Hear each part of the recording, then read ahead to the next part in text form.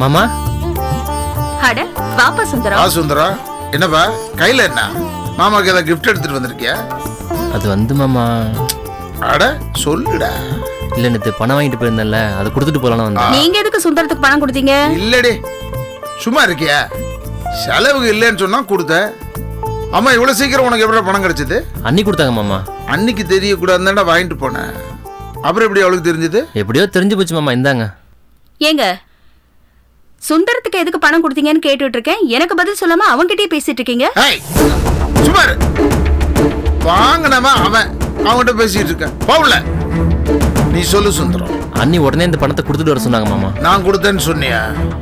சொன்னேனே. சொல்லியுமா திருப்பி கொடுன்னு சொன்னா?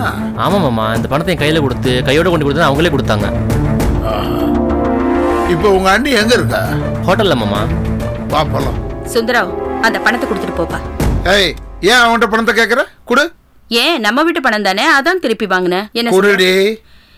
ஏன் சுந்தரனை இல்லாத விட்டு பையனா? ஏன்பா நீ உன் அண்ணன் அண்ணிக்கிட்ட கேட்கலாமே, ஏன் இவர்கிட்ட வந்து பணம் வாங்கிட்டு போனேன்? நான் யதார்த்தமா தான் சொல்றேன், நீ ஒன்னும் தப்பா நினைக்காத.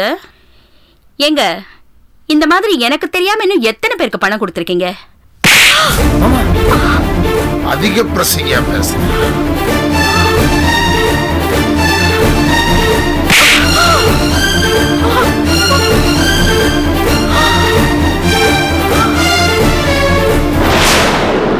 மாமா என்ன மாமா? டேய் சுமரா, எவ்வளவு தடவை சொன்னாலும் புரிஞ்சுக்காம குடு.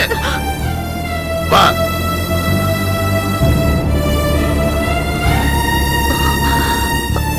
அக்கா என்னக்கா உங்களை இப்படி போட்டு அடிக்கிறாரு?